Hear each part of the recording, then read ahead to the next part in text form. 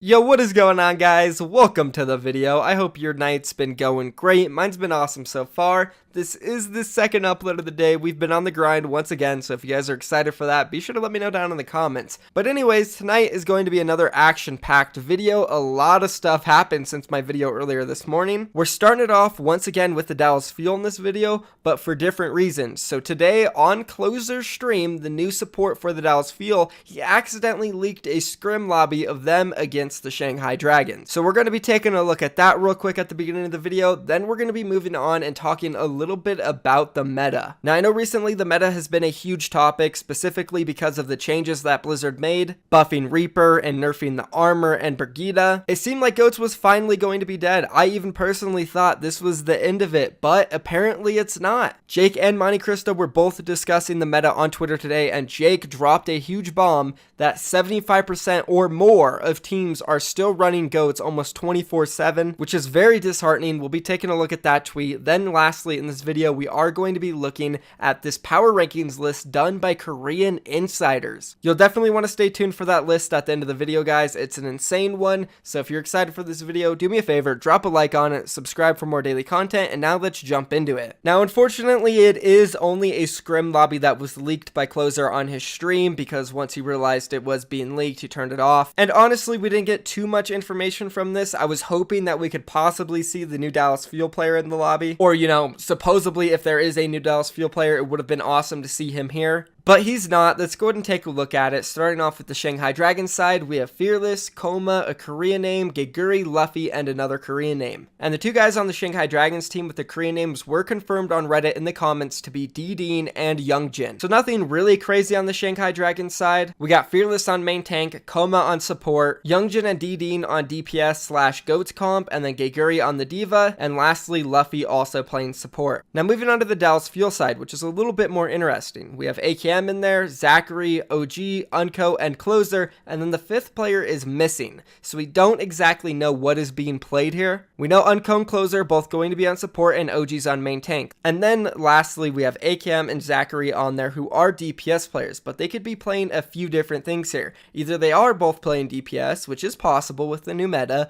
or we got AKM in there on Zarya. He's known for Zarya, would probably be the Zarya player in this team on Goats meta. And then we have Zachary, who could potentially be on the Brigida. He did play some Brigida for Fusion University, but you would think if that Dallas Fuel are running a Brigida, it would be Mickey, because he did shine on it in stage 4. But then again, I also did make a prediction, and I talked about it in my rankings video for the Dallas Fuel. A reason why I don't think they're going to be so great at the Goats comp is because Mickey no longer will have that advantage on all the other Brigidas where he just caught onto it quickly. And in stage 4, when Brigida was new to the game, a lot of the teams in the Overwatch League really didn't know how to play around her, specifically with the wild style that Mickey did have. It was very sneaky, but also all up in your face at the same time, and you just didn't know where he was going to come from, and it was chaotic. And the Dallas Fuel definitely thrived off it, while other teams didn't really know how to play around it yet. So I think now that a lot of the teams know how to play around a Brigida, and all the other Brigida players have caught up to Mickey, he'll probably just be average, and I could see Zachary taking over full-time Brigida duties. That would probably be my best guess as to what the Dallas Fuel are running here, and they're probably just waiting for RCK to get into the lobby. It's definitely interesting though. The Dallas Fuel, they have a lot of DPS players. They have a deep roster that they can kind of work around with going into the next season. I'm definitely intrigued in figuring out who they are going to be starting and playing for most time, specifically with their new additions like Zachary. Is he going to fall into a starter position for the DPS role? And then now this also raises a really big topic. Is Zachary going to be playing Brigida over Mickey in the Goats meta? And then also, where does RCK play into this? Will he be playing Diva over Mickey? Because there is also a possibility here that Zachary's on the Brigida and then they're just waiting on Mickey to come in and play off tank, which in my opinion wouldn't be a good idea, but you never know how scrims are going for them. Maybe Mickey is playing good on Diva compared to RCK. Another really good question is, where's Effect? Because he could also be in there playing Zarya instead of AKM, if they are even running the Goats meta. But that is definitely something I would want to learn. Is Effect going to be playing Zarya, or is AKM? Because AKM did it for Team Paris in the World Cup. He was pretty decent at it. But we also did see flashes of Effect playing Zarya during Season 1, and he made some incredible plays on it as well. I think this screenshot just leaves us with a lot of speculation, and it's really hard to judge whether or not they are playing certain heroes and who is on what role. So I guess we'll just leave it at that. Let me know down in the comments what you guys think of this screenshot though. I would much have rather have known who was winning these scrims, but hey, I ain't leaking scrims anymore. We know what happened last time I did that. I'm staying away from that stuff. So let's go ahead and move on now and talk about the meta, specifically the PTR patch, because Nate Nancer came out on Twitter and he did confirm that the patch on PTR right now is going to be the live patch for Stage 1 in the Overwatch League. Let's take a look at that. As I mentioned during the Pro Pugs last week, our goal is to better align Overwatch League patches with what is live in the game. Stage 1 of the Overwatch League 2019 season will be played on the patch currently on PTR. So this does confirm that the meta right now that all the teams are scrimming with is going to be the Stage 1 meta. Or who knows, maybe the meta will change, but it's going to be the same patch that they are all practicing on right now. And it's unfortunate because it seems like it's full of goats still. And I was a firm believer, 100%, after I read those Reaper changes, the armor nerfs, and the Brigida nerfs overall, I thought goats would hardly be played, only on specific maps like King's Row where you have really tight chokes everywhere. Other than that, I thought GOATS was going to fade out and we would see a lot of different types of comps, a lot of teams experimenting, just trying to find their own niche of whatever works. But there is a highlight to this. Monte Cristo still does have hope that there won't be 24/7 GOATS in the next meta because he tweeted this out earlier today. Beware of Overwatch Chicken Littles telling you that the sky is falling on the meta for Stage 1. The teams just returned to seriously scrim in LA and it will take a lot of trial and error and practice to define the meta. So Monte Cristo's obviously responding to all the people saying that GOATS is still meta, and I honestly do hope that he is right, but it doesn't seem like he is, at least right now, because Jake responded to this and he said, spoiler, GOATS is 75% plus played on the PTR, and this is an extremely conservative estimate, so it could easily be higher. And then Monte Cristo did respond to this, and he said, I imagine that is true right now. I also imagine things will open up as teams start to seriously practice for the next month. Jake responded, and he said, hope so. Haven't seen anything remotely close to being as consistent as 3-3. Minor variations like Winston and Anna, so just other versions of GOATS, are usually the answer to counter strats majority of the time. So I don't know exactly what to make of this. Obviously, Monte Cristo is hopeful and he does think that the meta will shift and there's going to be a bunch of teams playing different niches and stuff like I said earlier, which I do hope happens. But then there's Jake saying no.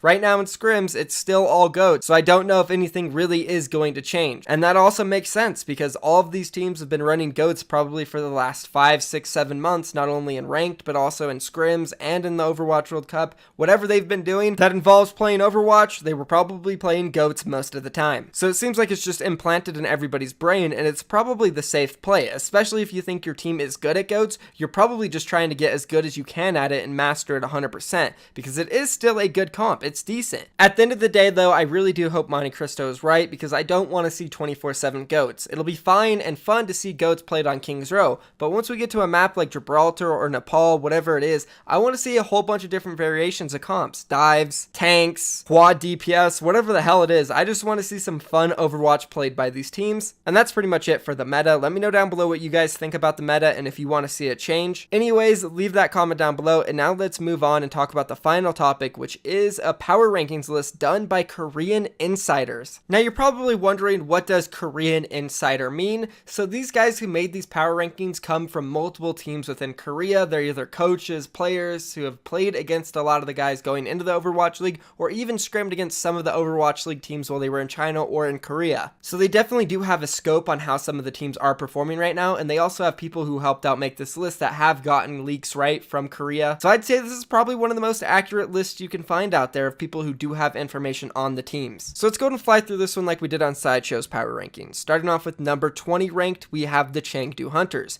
Moving on to rank number 19, we have the Boston Uprising. Moving on to rank number 18, it's the Paris Eternal. Rank number 17, the Guangzhou Charge. Rank number 16, we have the Washington Justice. Rank number 15, the Dallas Fuel. Rank number 14, we have the Toronto Defiant. Rank number 13 is the Florida Mayhem. Rank number 12, the Hangzhou Spark. Rank number 11, Atlanta Reign. Rank number 10, the Houston Outlaws. Number 9, we have the Seoul Dynasty. Number 8 ranked, we have the LA Gladiators. Number 7 ranked, we have the LA Valiant. Number 6 ranked, we have the Vancouver Titans. Number 5 ranked, we have Philadelphia Fusion. Number 4 ranked, we have the Shanghai Dragons. Number 3 ranked, we have San Francisco Shock. Number 2 ranked, we have the New York Excelsior. And number 1, of course, the previous champions, London Spitfire. So this list is very interesting. Let's talk a little more about it in depth. We'll start from the bottom. We have the Chengdu Hunters. That's not really surprising. Boston Uprising, maybe like number 16 in my opinion, but still not surprising. Then the Paris Eternal, we don't really expect them to be that good. The big first surprise here is the Guangzhou Charge being so low. I feel like they do have a really good core, specifically from Korea contenders. So if a lot of these Korean people are saying, oh, well, maybe the guys from Metabellum aren't that good of a core, maybe they're right because they are the ones with the experience against them.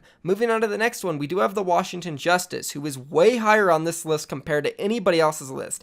And it shocks me that a lot of people like Sideshow and people involved in the Overwatch League still put Washington Justice as number 20 instead of like the Chengdu Dragons. Blows my mind. But moving on to number 15, another big surprise even for me is the Dallas Fuel. I put them at rank 13, so 2 spots higher than this. It seems like the Korean insiders don't think Dallas is going to be very good. Not sure exactly why, but then going up the list, most of this seems pretty decent. Then we get to number 10 and it's the Houston Outlaws. I specifically think they're overrating the Houston Outlaws. I feel like the respect for Tyrong is just really high by Koreans in general, and that's the main reason they've always been rated high by Koreans. But outside of that, I don't understand how Houston Outlaws will be a top 10 team, maybe top 14, but top 10's pushing it in my opinion. Then continuing to go up the list, we do have the LA Gladiators, LA Valiant. I can see maybe putting them this low, but what surprises me is that they have the Titans and the Dragons both higher than the LA teams. And that's a bit shocking to me. I feel like LA Valiant and LA Gladiators really had good runs in Season 1, and it's not like they're going to get worse going into Season 2, specifically for the Gladiators who made good changes. So I'm surprised that they put them under Titans and Dragons,